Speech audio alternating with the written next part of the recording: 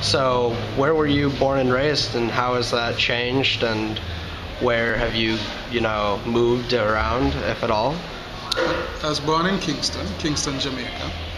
I lived in Kingston for most of my life, and maybe for the last 20 years. I've left and I've come to the north side of the island. Now, the north side of the island has a different appeal. It's a little bit more laid back.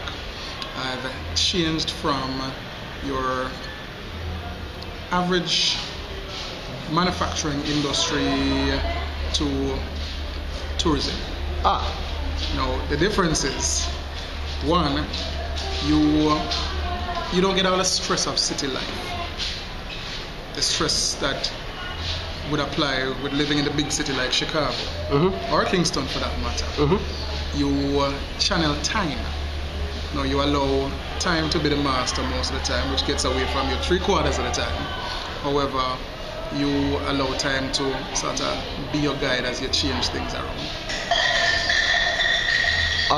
So when you were in Kingston, what kind of jobs did you have? What did you do? Well, I worked in the medical industry as medical administrator. I was front office manager for Eureka Medical and did that for about 4 years. I worked in the sales department of an automobile association, a small automobile firm, and I also worked as a credit manager for another rental company. That gets to be with people who don't want to pay the bills. So eliminating all of that stress and coming this way was quite a difference. And now that you're here in Ocho Rios, what do you do now? I work as a driver and tour guide for a little company called Jamaica Explored. Now, this will take me from one point of the island to the other. On a daily basis, I could start out from Ocho Rios and I could end up in Black River, which would be 4 to 5 hours away. I could end up in Port Antonio, which would be 3 hours, 2 to 3 hours away, or I could end up back in Kingston, but then I get to show the fun parts of Kingston while I'm there. All right. Have you ever been out of Jamaica? Yes, I have. And to where? I've visited Chicago. I've visited the Windy City. I've been to Wisconsin. Work and leisure relatedly. And have you ever been treated differently, discriminated because of, who you are, where you're from, because you're in Chicago, or does it not happen? Well, I have been treated a little bit different from the average individual when I'm in Wisconsin, because once I start talking and somebody says, "You're Jamaican." But nothing too bad, like no one's ever harassed you about it? Well, that's good. No.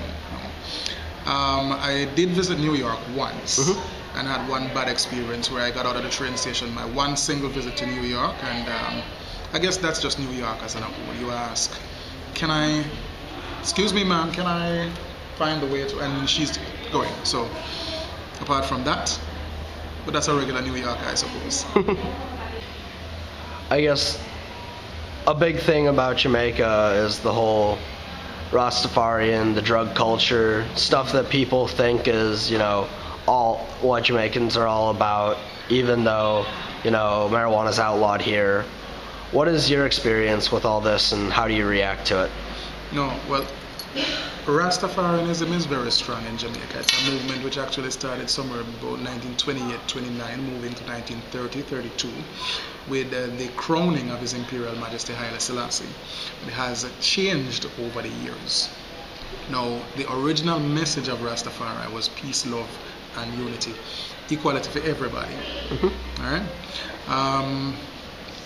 That doesn't exactly tie into the drug culture, because while marijuana is illegal in Jamaica, it is used by the Rastafarians as a sacrament. It is also used by Jamaican youths as the drug of choice because it's easy to come by and it doesn't have a lot of after effects.